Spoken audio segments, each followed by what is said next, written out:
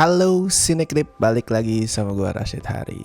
Yang kali ini mau ngomongin film Indonesia yang sayangnya kayaknya nih akan lebih diingat karena kontroversi sebelum perilisannya ya. Jadi ini film yang sebelum rilis kemarin itu sempat mengundang banyak keributan sih mungkin, karena dia tuh kayak tarik ulur sebenarnya jadi tayang apa enggak. Ada satu titik produsernya bilang ini film batal tayang, terus kemudian jadi tayang, terus kayaknya nggak jadi lagi, terus akhirnya dapet tanggal tayang juga. Kayaknya ini memang industri film Indonesia masih susah ya kalau berharap tidak ada keributan-keributan kayak gitu. Cuman tadi gue bilang kayaknya akan lebih diingat gara-gara keributannya karena ya sayangnya yang nonton emang sedikit banget sih. Terakhir gue cek itu kayaknya 2 hari pertama itu penontonnya cuman 2000, itu dikit banget sih. Tapi ya I know lah, ini kondisi memang lagi tidak memungkinkan ya untuk orang-orang itu nonton bioskop seperti biasanya, gue paham banget. Nah, ini ada sebuah film karya terbarunya seorang Garin Nugroho yang berjudul Siapa Dia. Ini film musikal ya. Nah, di Siapa Dia ini Garin kayak pengen menciptakan istilahnya tuh kapsul waktu ya. Sesuatu yang merekam sebuah perjalanan waktu dalam bentuk yang kecil gitu. Dan kapsul waktunya Garin ini kayak berusaha merekam perjalanan Indonesia dan kesenian yang ada di dalamnya. Karena kayak yang salah satu karakter film ini omong, Indonesia adalah negeri nyanyian dan tarian, which is true buat gue. Soalnya kalau lu mau ngelis tuh, Indonesia kan punya banyak banget jenis tarian, kecak, jaipong, cakalele di timur, terus nyanyian juga banyak banget, lagu-lagu keroncong, dangdut, campur sari. Listnya nggak berhenti-berhenti kalau misalkan mau lu sebutin semua. Makanya Garin kayak pengen menangkap semua itu dalam bentuk film musikal, which is itu mengandung banyak nyanyian dan tarian ya. Cuman ya ini durasinya terbatas banget, cuman sekitar 100 menitan. Jadi kalau ingin ngerangkum semua perjalanan seni di Indonesia, mau itu tari, nyanyi, panggung, film, terus kemudian dicombine sama perkembangan sejarah dari era penjajahan Belanda, Jepang sampai sekarang, waktunya agak kurang sih. Jadi begitu gue nonton Siapa Dia tuh gue malah langsung keinget sama salah satu judul bahasa Inggris dari filmnya Garin yang sebelumnya, Aku Jatuh Cinta. Itu kan judul bahasa Inggrisnya A Chaotic Love Poem ya, sebuah puisi cinta yang kacau. Nah ini Siapa Dia nih puisi cinta untuk Indonesia, untuk sinema Indonesia, tapi ya itu tadi dipresentasikan dengan agak kacau. Tapi kacau nggak selalu jelek sih. Di sini gue sadar bahwa Garin itu sengaja menjadikan beberapa bagiannya itu kacau. Cuman di beberapa kesempatan ya kekacauan itu agak menyulitkan untuk yang nonton punya koneksi emosi sama karakternya sih. Nah, jadi di Siapa Dia ini ceritanya dibagi ke dalam 3 babak plus 1 prolog, 1 epilog ya. Jadi kalau mau dihitung semuanya ada 5 babak tuh. Dan itu narasinya emang lompat-lompat. Ya kayak puisi cinta memang. Puisi kan gak punya pakem narasi yang saklek banget ya. Kayak misalkan lu ngomongin novel, lu ngomongin cerita pendek gitu, prosa dan lain-lain. Puisi kan lebih bebas, lebih lompat-lompat, lebih dalam tanda kutip kacau. Nah, Garin di sini mempresentasikan cerita yang dikemas dalam 5 babak itu kayak puisi emang, dan fokusnya adalah ke karakter yang namanya Layar. Nah ini yang diperanin Nicholas Saputra ya. Dia ini bintang film yang ngerasa capek sama popularitas dia dan akhirnya memutuskan untuk bikin film sendiri, bikin film musikal. Cuman masalahnya dia bingung mau ngomongin apa di film itu. Makanya si Layar tuh mulai menelusuri kisah-kisah leluhur dia ya, yang tersimpan di sebuah koper buat dijadiin inspirasi. Nah dari situlah narasinya yang lumayan liar itu dimulai ya. Soalnya film ini tuh kayak mesin waktu sih. Mesin waktu yang ngajak penontonnya tuh bolak-balik dari kehidupannya Layar di masa sekarang, terus kemudian mundur ke zaman dulu, ke zaman kakek buyut dia, maju lagi ke zaman sekarang, mundur lagi ke zaman kakeknya, maju lagi, mundur lagi ke era bapaknya si Layar. Jadi maju mundur terus. Memang itu sangat liar lompatannya. Dan kehidupan leluhur-leluhurnya Layar tuh nanti bakal digambarin saling berkaitan ya sama sejarah Indonesia, termasuk perkembangan seninya. Jadi di sini Garin kayak mau ngasih statement kalau perkembangan bangsa Indonesia tepatnya ya, itu nggak bisa lepas dari development seninya itu sendiri. Kayak misalkan si kakek buyutnya Layar dulu itu demen banget sama yang namanya komedi Istanbul ya. Buat yang belum tahu, komedi Istanbul itu gampangnya teater keliling sih. Teater keliling di zaman dulu yang ngambil inspirasi dari kesenian di Istanbul. Nah makanya kayak gitu tuh, komedi Istanbul.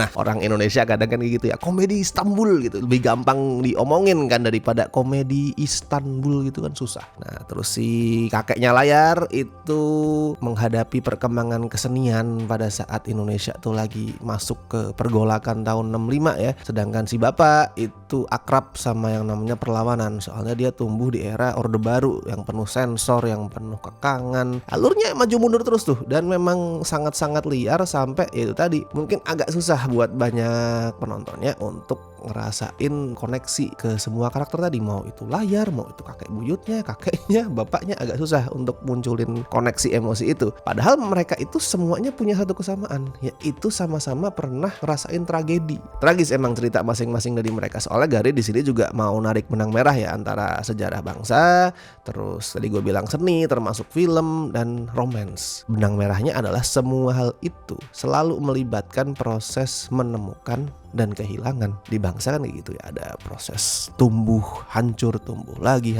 Di film juga sama, lu ada proses menemukan medium sinema tuh, anjir keren banget ini film, tapi kemudian diberangus sama pemerintahan, hilang karena sensor, tumbuh lagi. Nah sama di sini romance juga digambarkan sebagai hal yang sama ya. Leluhurnya layar tuh semua pernah mengalami menemukan dan kehilangan cinta mereka. Ya itu khas Garin banget lah, sangat-sangat Garin gitu, bisa mengaitkan metafor antara kehidupan personal dengan sesuatu yang lebih besar. Puitis, tragis, cuman ya sayangnya itu tadi, cara berceritanya yang liar mungkin akan bikin banyak penonton susah untuk terikat sama ceritanya, sama karakternya. Walaupun acting kebanyakan pemainnya oke sih di sini. Nick Sap ya adalah Nick Sap lah ya.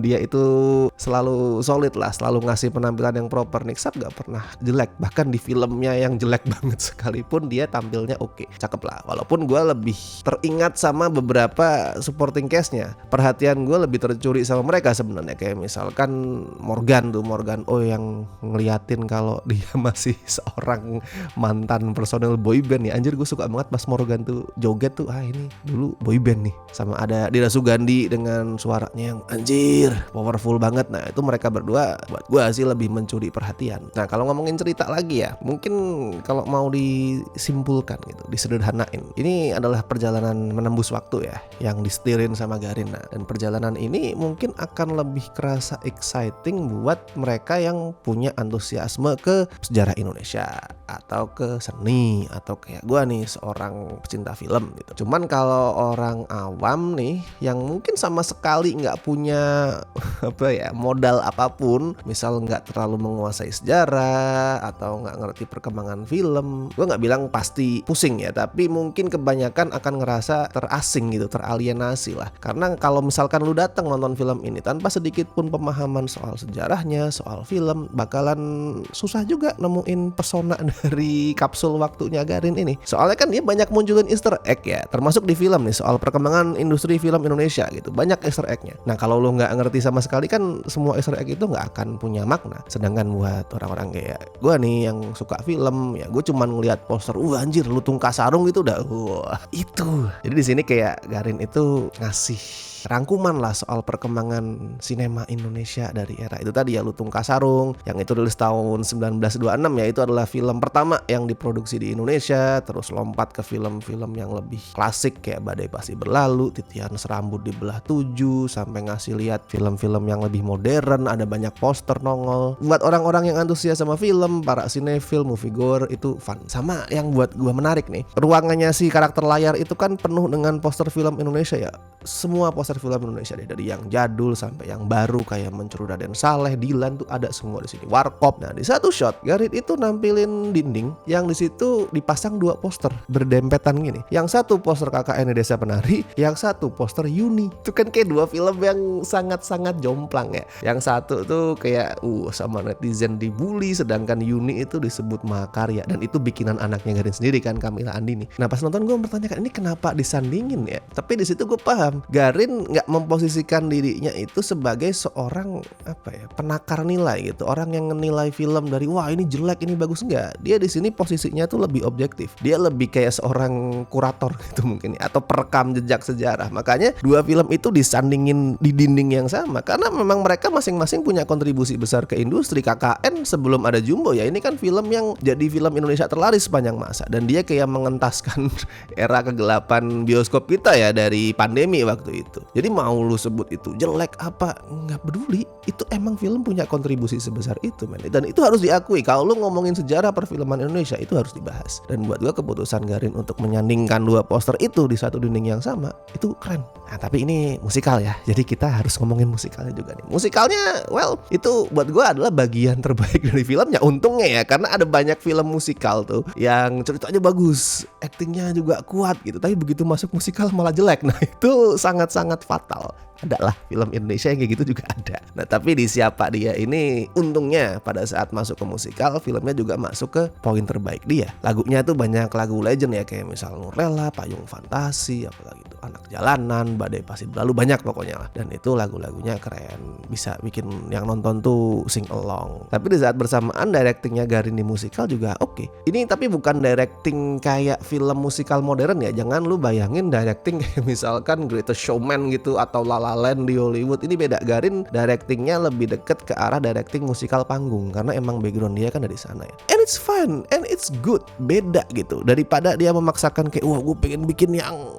megah kayak La La Land deh, tapi kemudian karena keterbatasan resource jadinya anjor. Nah, nggak usah kayak gitu. Udah lakukan sesuatu yang sangat lu kuasai, dan Garin ngelakuin itu. Dia paham banget sama dunia panggung, musikal panggung, jadi dia menerapkan ilmu-ilmu itu di film ini. Dan bukan pertama kali sih, Garin emang selalu ngelakuin itu dari zaman tahun lalu. Samsara yang keren banget, terus Setan Jawa, Opera Jawa dulu juga, sama dia pernah bikin film one shot ya, Nyai itu yang emang kayak pertunjukan teater yang direkam sebenarnya. Nah, di sini sama nih. Siapa Dia itu dipenuhi banyak itulah istilahnya teater mannerism.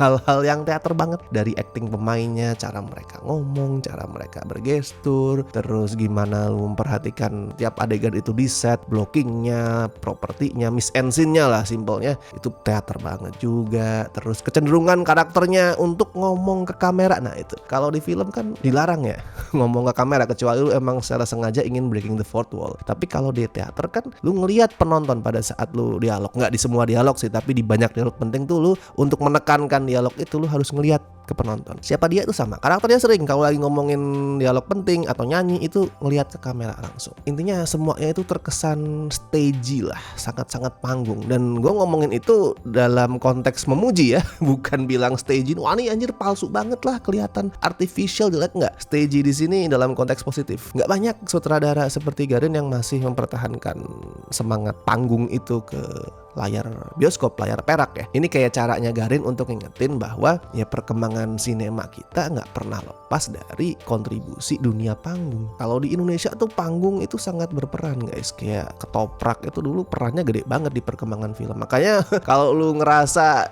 di film-film ya sampai sekarang sih sebenarnya masih ada tendensi itu ya. Tapi agak berkurang. Film-film yang agak jadul itu misal lu ngerasa kok kayak lightingnya kayak gini ya, karena lightingnya masih kebawa lighting panggung. Ketoprak gitu, terang gitu kan. Terus make upnya juga sama, gaya actingnya juga sama. Nah, itu besarnya kontribusi dunia panggung di perkembangan industri film Indonesia. Jadi jangan pernah lu lupain, jangan pernah lu ngerasa kayak dunia panggung teater tuh udah ketinggalan zaman gitu, nggak penting gitu. Gue sukanya sinema.